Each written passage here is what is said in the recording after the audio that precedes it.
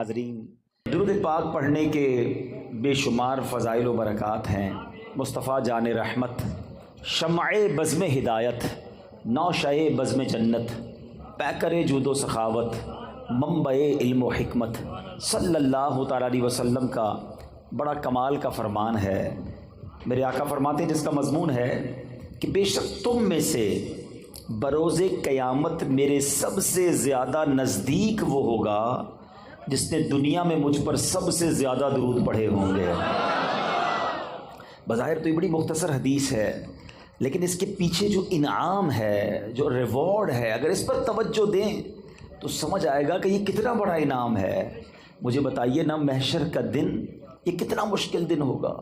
سورج 1.25 میل پر ہوگا، زمین تانبے کی ہوگی، پل صراط سے گزرنا ہوگا، نامہ اعمال کھلنے ہوں گے، اعمال تولے جائیں گے، کتنی ڈیفیکلٹیز، کتنی مشکلیں ہوں گی، مگر وہ کون ہوگا جو اس دن ان تمام مشکلوں میں بھی ہماری مدد فرمائیں گے؟ وہ کوئی اور نہیں ہے۔ بریلی کے تاجدار لکھتے ہیں نا کہ سنتے ہیں کہ محشر میں صرف ان کی رسائی ہے، اور کوئی نہیں ہے ان کے سوا۔ سنتے ہیں کہ محشر میں صرف ان کی رسائی ہے، گر ان کی رسائی ہے لو جب تو بنائی ہے۔ اب ذرا غور کریں، جو لوگ حج پہ گئے ہیں وہ میری بات ذرا جلدی سمجھ جائیں گے۔ عرفات کے میدان میں کتنی پبلک ہوتی ہے؟ 25-30 لاکھ، 40 لاکھ۔ لیکن جو حج پر جاتے ہیں انہیں لگتا ہے کہ 25-30 لاکھ کہتے کس کو ہیں؟ اور تواڑی پنجابی میں کہتے ہیں لگ پتا جاتا ہے کہ عوام کہندے کس کو ہیں۔ اتنی پبلک، جدھر دیکھو سر ہی سر، ادھر جو ایک بار بندہ کھو جائے دوبارہ نہیں مل سکتا۔ 25-30-40 لاکھ لوگوں کا یہ عالم ہے، تو محشر میں کتنے لوگ ہوں گے؟ 8 ارب کے قریب تو اس وقت دنیا میں بندے ہیں، ٹھیک ہے، 7 ارب 90 کروڑ کے قریب تو دنیا کی آبادی پہنچ گئی ہے، تھوڑے دنوں میں یہ 8 ارب ہو جانی ہے۔ 8 ارب ابھی ہیں۔ حضرت آدم علیہ السلام سے لے کر صبح قیامت تک جتنے لوگ اس دنیا میں آئیں گے سب اس میدان میں موجود ہوں گے۔ رش کتنا ہوگا، ہجوم کتنا ہوگا۔ اچھا، اس میں جتنے مسلمان ہیں سب چاہتے ہیں کہ نبی پاک کے قریب ہو جائیں۔ ابھی اس ہال میں 1000-1500 شاید لوگ ہوں گے، کافی لوگ چاہ رہے ہیں آگے آنا، سب شاید مجھ سے مل بھی نہ پائیں۔ ایک بندے سے 1000 آدمی ملنے کی کوشش کرے تو مشکل ہو جاتی ہے۔ اربوں خربوں لوگ اگر نبی پاک کے قریب ہونا چاہیں تو کیسے ہو سکیں گے؟ اس کا مطلب قریب وہی ہو سکے گا جس کو آقا بلائیں گے۔ اب کس کو بلایا ہے سوچ لو۔ آقا فرماتے تم میں سے میرے قریب وہ ہوگا جس نے دنیا میں زیادہ درود پڑھے ہوں گے۔ اب درود پڑھنا تو قیامت کے دن نبی پاک کے قرب کا ذریعہ ہو گیا۔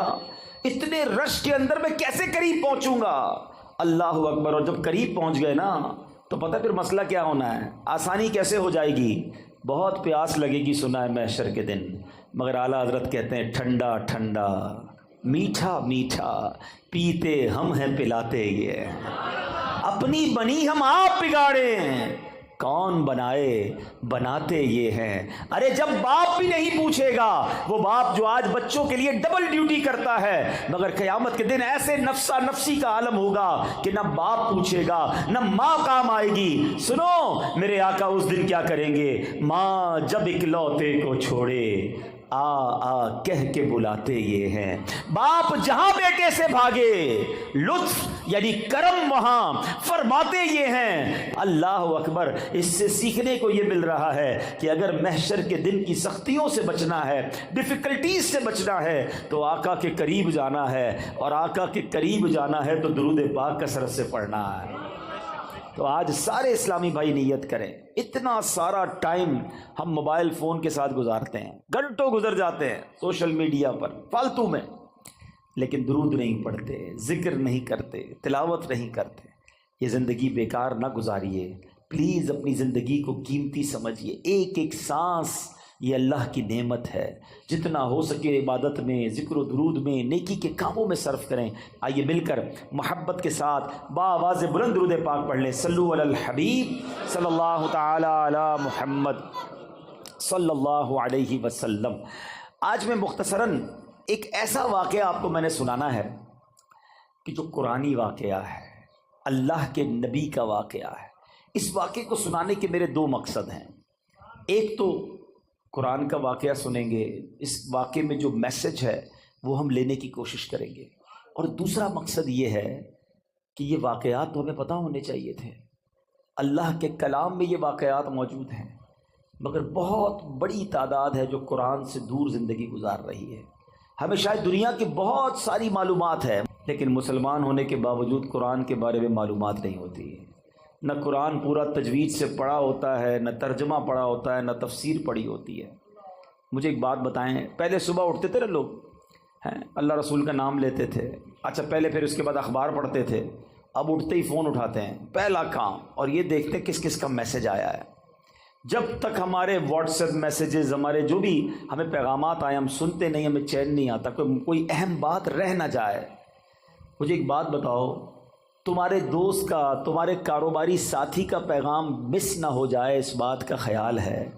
اتنی عمر ہو گئی، اللہ کا پیغام قرآن تمہارے پاس آیا ہوا ہے، وہ پڑھ لیا، جان لیا رب نے کیا فرمایا ہے، اللہ نے ہمارے لیے کیا پیغام دیا ہے؟ کبھی سوچا آپ نے؟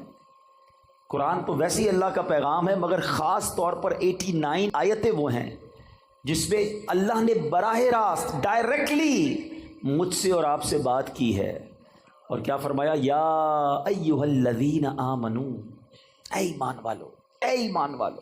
ہم ایمان والے ہیں نا، ہم سے بات ہوئی ہے، کیا ہم نے وہ 90 کے قریب آیتیں پڑھ لی؟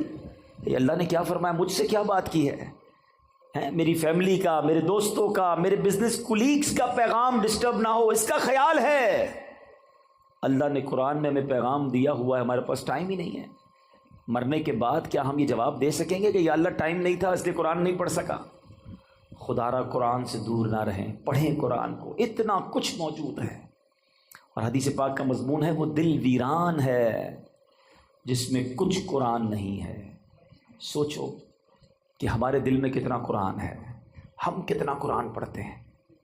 اب میں قرآن کا واقعہ سناتا ہوں۔ ایک مقصد یہ ہے کہ قرآن سے محبت بڑھے، قرآن پڑھنے کا ذہن بنے۔ قرآن سے دور رہ کر زندگی اچھی نہیں ہے۔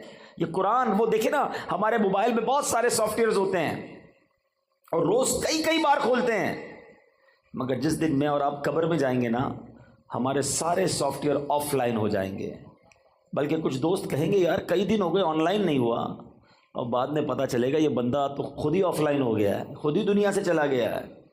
اس کا مطلب یہ ہوا کہ قبر میں جا کر سارے سافٹ ویئر آف لائن ہو جائیں گے، مگر جس نے قرآن کو تھاما ہوگا یہ قبر میں بھی آن لائن رہے گا، یہ قبر میں بھی تمہارے ساتھ جائے گا، قبر کا نور بنے گا۔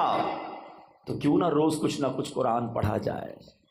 تو آئیے نیت کر لیں، پہلی نیت تو یہ کر لیں کہ ہم روز کچھ نہ کچھ قرآن پڑھیں گے انشاءاللہ، اس کو سمجھنے کی بھی کوشش کریں گے۔ ہے نا دعوت اسلامی آپ کے پاس؟ بچوں کے مدرسے الگ تو بڑوں کے مدرسے الگ، آن لائن مدرسہ الگ،